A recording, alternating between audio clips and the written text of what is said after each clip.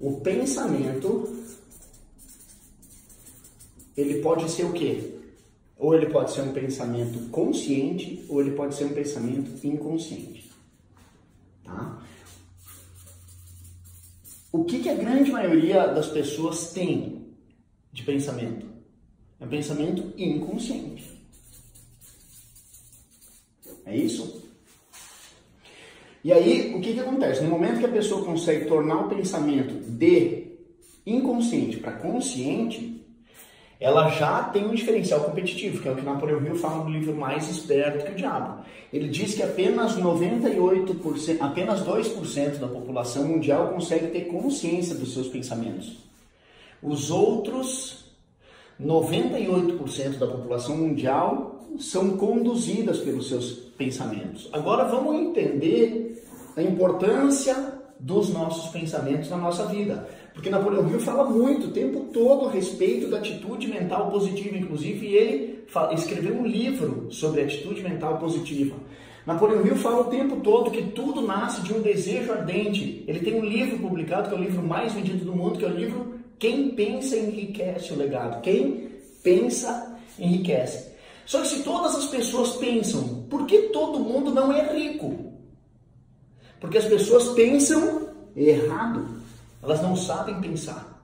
Então, quando a pessoa sabe pensar, consegue ter a disciplina do pensamento, ela começa a dar um passo importante. Todos os pensamentos geram sentimentos.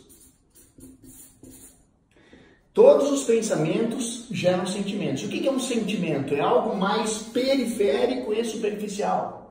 Um sentimento, um exemplo de sentimento é um sentimento de ansiedade, um sentimento de euforia, um sentimento de, parece que alguma coisa boa vai acontecer. Isso é um sentimento, uma sensação.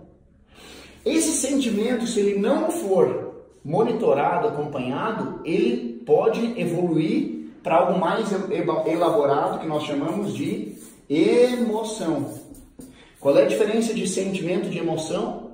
O sentimento é mais superficial e periférico, e a emoção é algo mais profundo e mais canalizado, mais centralizado e mais elaborado. Então, normalmente, quando se entra num estado... E aqui a gente sempre fala que são 4 emoções básicas que norteiam a nossa vida. 4 emoções básicas, tá? Vou dar um exemplo da tristeza. Todo mundo já sentiu algum momento de um vaziozinho, um sentimento que, hoje eu não estou muito feliz. Porém, se a gente não enfrenta esse sentimento, se instala em nós uma emoção chamada tristeza.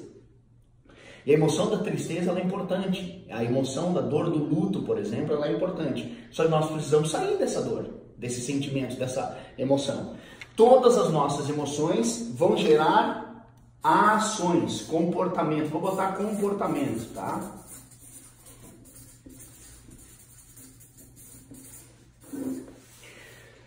Olha que bacana isso aqui. Quando nós falamos de comportamento, o que é um comportamento? É resultante da nossa consciência moral, que é o pensamento consciente, vencendo o nosso inconsciente, que vai desencadear tudo isso até gerar um comportamento.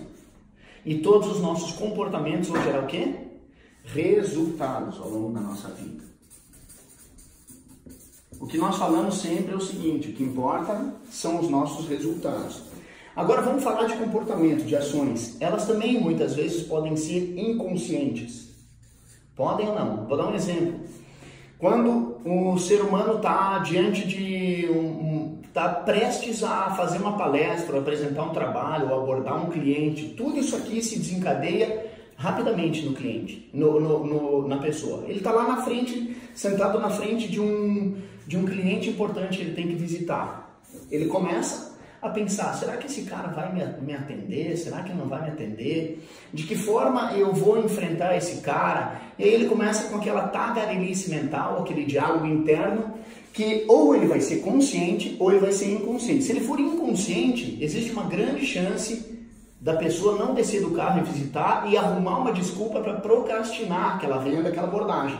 Porque ela quer fugir de um possível sentimento negativo, de um não que talvez gere algum tipo de frustração. Qual é o comportamento dela? o comportamento dela é de fugir, ao invés de enfrentar. E qual é o resultado dela? Ela não vende, ao invés de vender.